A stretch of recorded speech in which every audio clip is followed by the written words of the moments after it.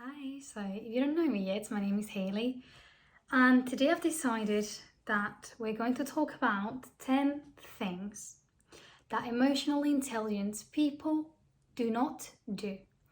Now, I'm going to be very honest with you.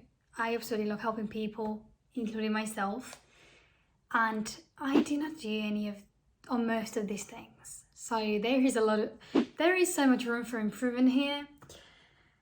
As I always say, grab a drink of your choice and let's start this video about 10 things that emotionally intelligent people do not do. The first, they don't assume that the way that they feel about a situation, okay, is the way that situation it is in reality. This tends to happen a lot. Like we feel in a certain way about something.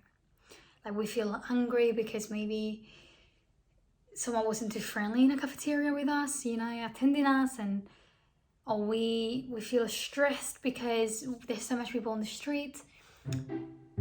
And it's separating like that when you feel something. It doesn't mean that it is the truth. Like there is room for questioning things. Like you're like, okay, I feel this way, but it doesn't necessarily mean that that's the truth. It might be just a personal feeling that I'm feeling within myself, but it doesn't mean it's the truth. Because people tend to do this, including myself. Sometimes I feel in a certain way about any situation, and I just think that is truth. How I feel is the only path. And the reality is that how I feel is determined by my past, my present, and all the experiences I've lived. And that has shaped how I'm going to feel about certain situations, but it doesn't mean it's true. Number 2, they don't base their emotions on external forces. They know that how they feel within themselves is entirely their responsibility, which also understanding responsibility is super important to know that you're actually in control of your emotions. And obviously external things also affect them in terms of like if something happens externally, in a way it's going to instantly make you feel something. Imagine, you worked so hard at night, you're super tired during the whole day, so you want to sleep. And now there's construction going on at the moment, you're going to go to bed. That will be an external force and it will make you in the moment be like frustrated. But at the same time, they wouldn't allow that to make them super furious.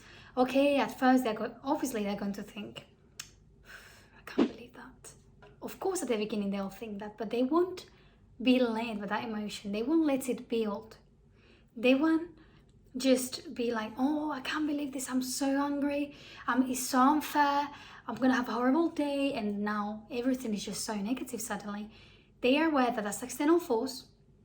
Once again, nothing to do with them.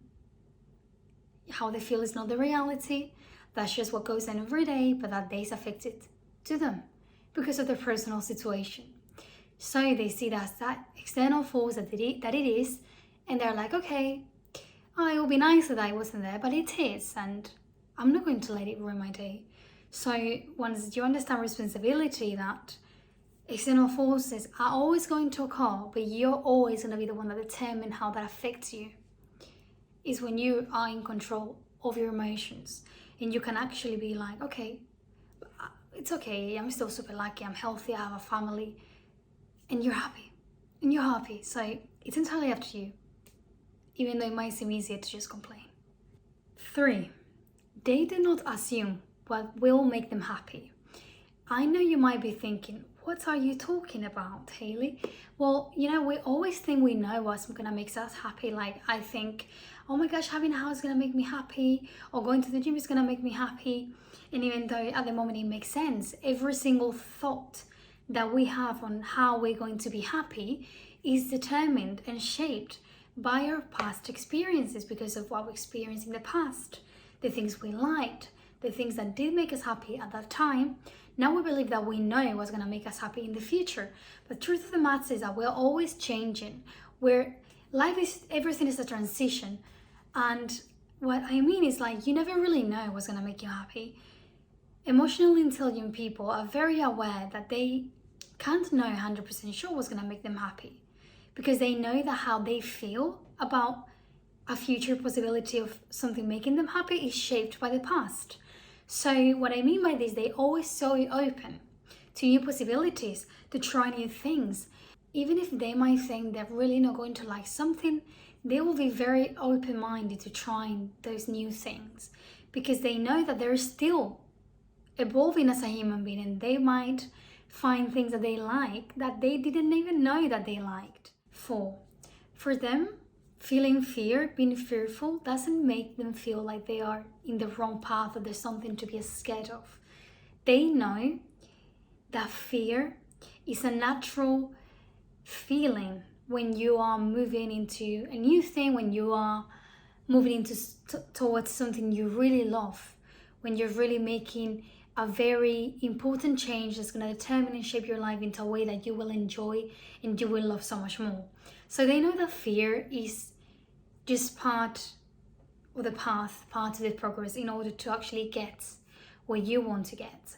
And it might seem super normal, but for example, when I feel fear, I see it as, oh no, I have to protect myself.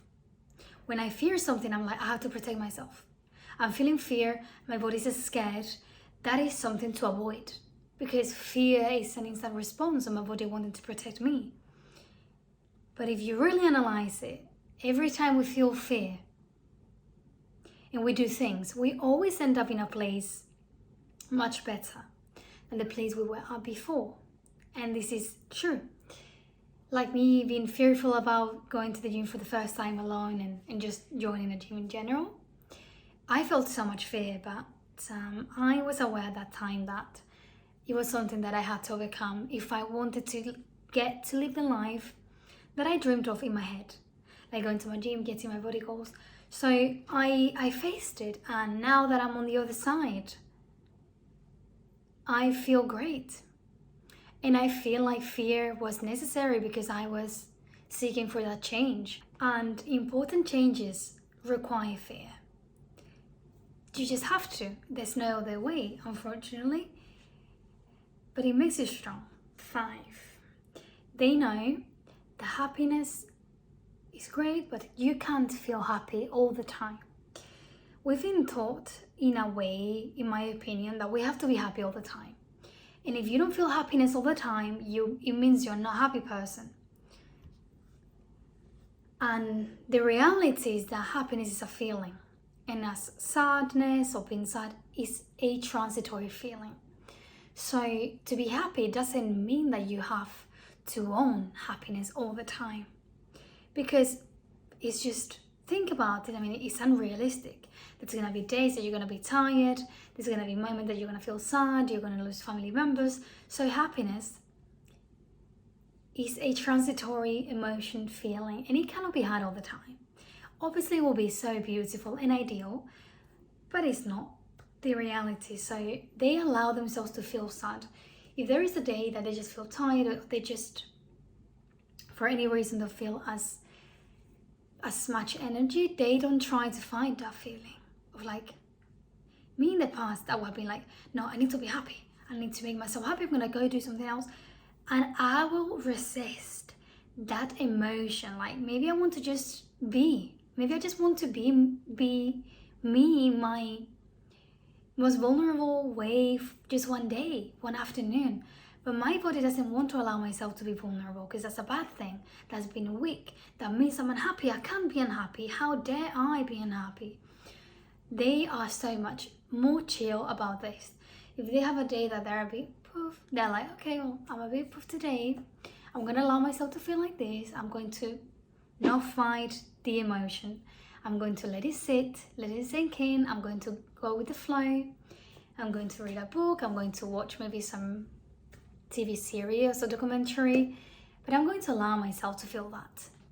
And that's why they, without even maybe being that aware, tend to be happier often, because they don't try to fight all those emotions that are not perfect. 6. They put away the thoughts that do not serve them or add any value to their life. What do I mean? We all have thoughts. We have constant thoughts, sometimes more positive, sometimes more negative. sometimes about the past and sometimes about the future. I do think our mind tends to go so much to the past and to things that make us feel bad in some time. I don't really know why, but it's a self-torture that it seems to be really, really popular, right? So even though we all have constant thoughts all the time, it's the natural human behavior, you have so much more power with what you think. How? Questioning those thoughts.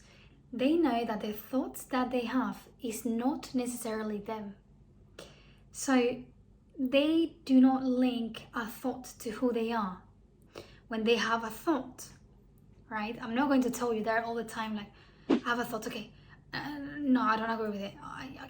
Not in a crazy way, but like, they're super self-aware of their thoughts. And it's like, in a way, they constantly, in a natural way, they analyze their thoughts without being obsessive about it. And if suddenly there is a thought that they do not resemble with, there is a thought that makes them feel sick to the stomach, or makes them feel super anxious, they will then stop and think, okay, it is a thought, but it's not true. My thoughts don't have to be true. My thoughts do not have to be the truth. Because no one owns the truth. No one does. And this is the dangerous thing about your thoughts, that you believe that your thoughts are you and are your reality. And if you're thinking something, it has to be the truth. So you feed it. The first moment that you start to think your thoughts are who you are in the truth, you start feeding that thought. And if it's a thought that is not even a truth and it's something that worries you, makes you feel bad, it's just going to grow into something that you are going to turn it into a reality. Just because of how much you're feeding that thought, you're going to turn that thought into a reality. That's probably going to be negative for you, because we don't tend to do this with positive ones. And then your response in the outer world is going to be so negative, because you just made yourself believe some lie that your mind told you, and now you're stressed and anxious, and like you are super defensive towards every single person, and you're just going to get frustrated for any single thing. You're just going to be angry. So question your thoughts. If you have a thought that is just not something beautiful, stop a second and think, is this serving me? Okay, no. This thought, and you say out loud, this thought is not true, it's not who I am, and it's a lie. Once you say that, just do something else. You've already said that does not serve you. Now, buy a coffee, make a coffee, write that thought is a lie. Tell yourself that thought is a lie, listen to a song, go for a walk. I do not care, but just switch your focus. Because if you do not, then you're going to feel it. 7, they know how to control their feelings. This is a bit similar onto what I talked about before, but like, it's normal to feel sadness or feel anger at some point, but they are so emotionally intelligent that they can hold on a feeling. Because we manage and we own feelings and we rule feelings. Feelings do not control us. Because when you adopt a dog or you get a dog and you have to show them that you're the one that rules so that the dog respects you. Because if not, it will be a whole mess and a nightmare, right? So you show the dog as a puppy that it needs to respect you and it needs to do certain things a certain way, and you are the boss, right?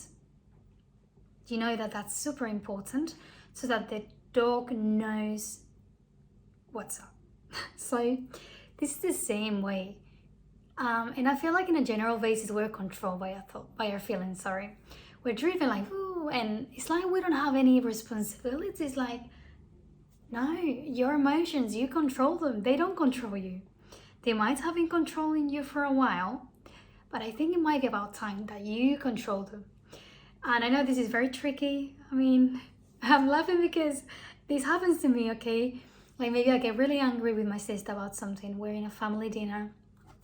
I get very angry at her for some reason, but no one knows. For me, it's very hard to shut up, especially in the past. It's very hard to retain that anger. Being emotionally intelligent and thinking, I'll tell her at home. My emotion is like trying to get out of me. and it's all this like crazy stress. And my emotions just want to tell her, oh my gosh, I can't stand you. Why did you do this? Why did you do that?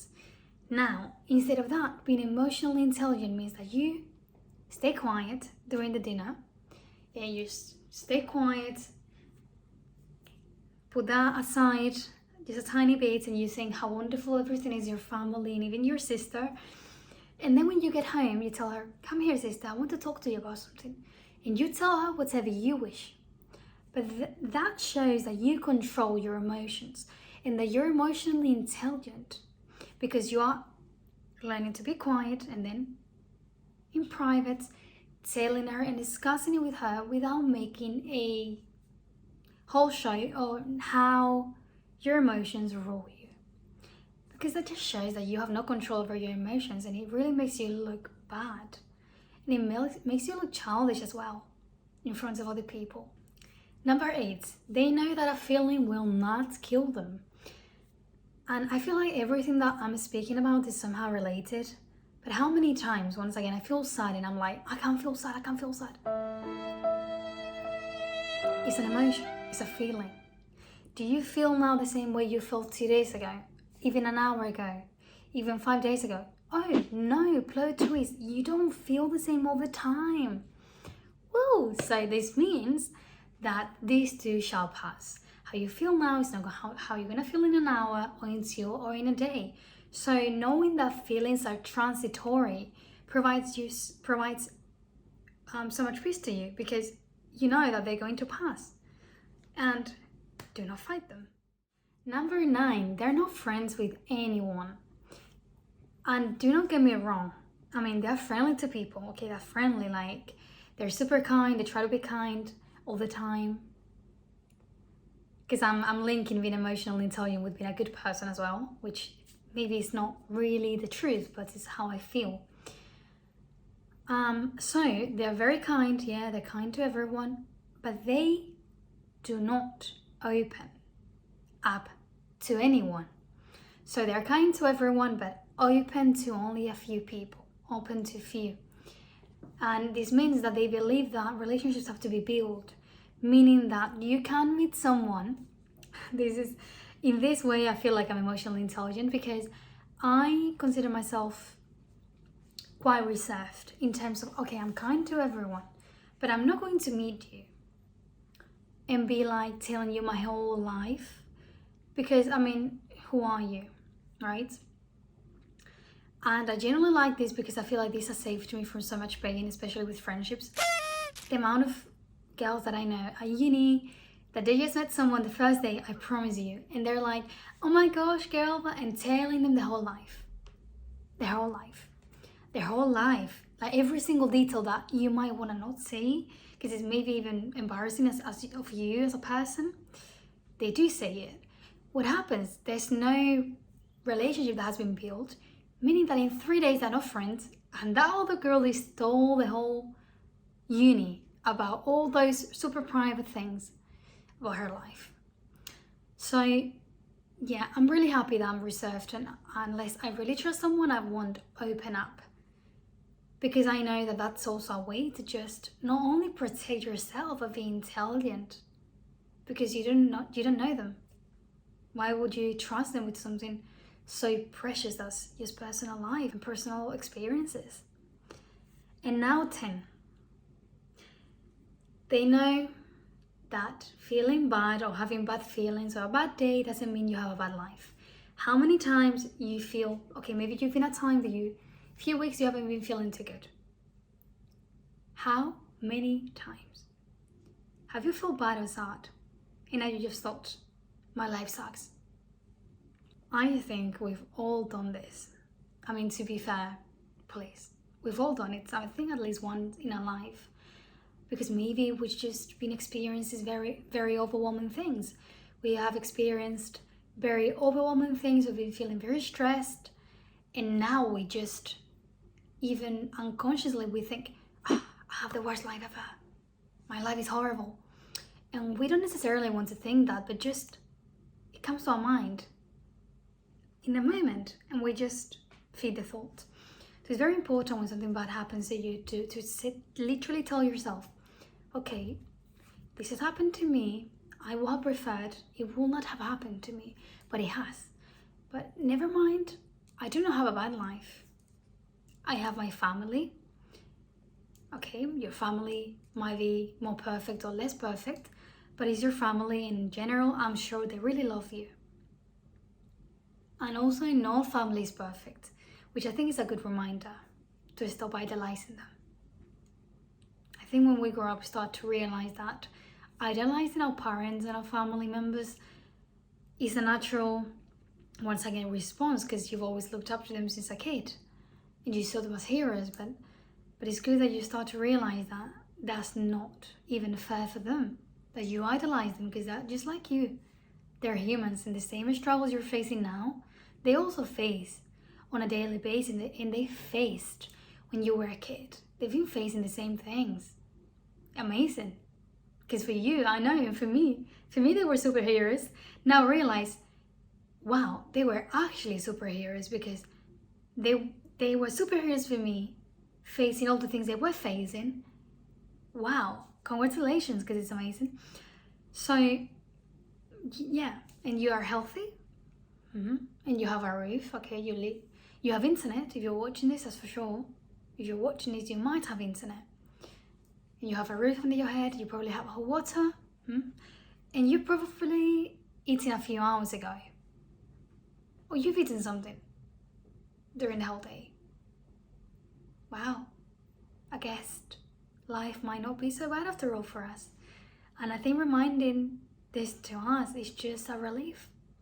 Like, I just said it, and I promise you, I felt so happy. I felt so happy about my life randomly.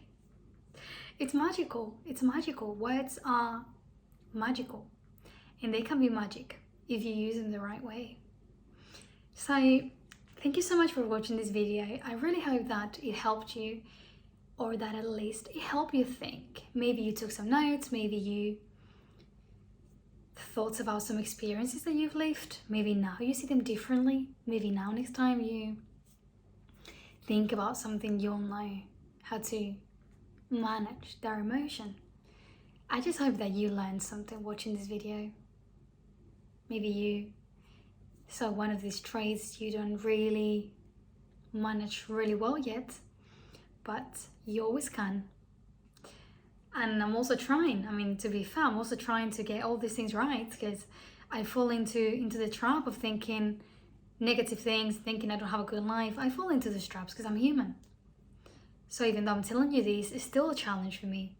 But I know that it's important to share this knowledge and to share just more content about emotions. And as I have just said during this whole time, this has been 10 things emotionally people do not do.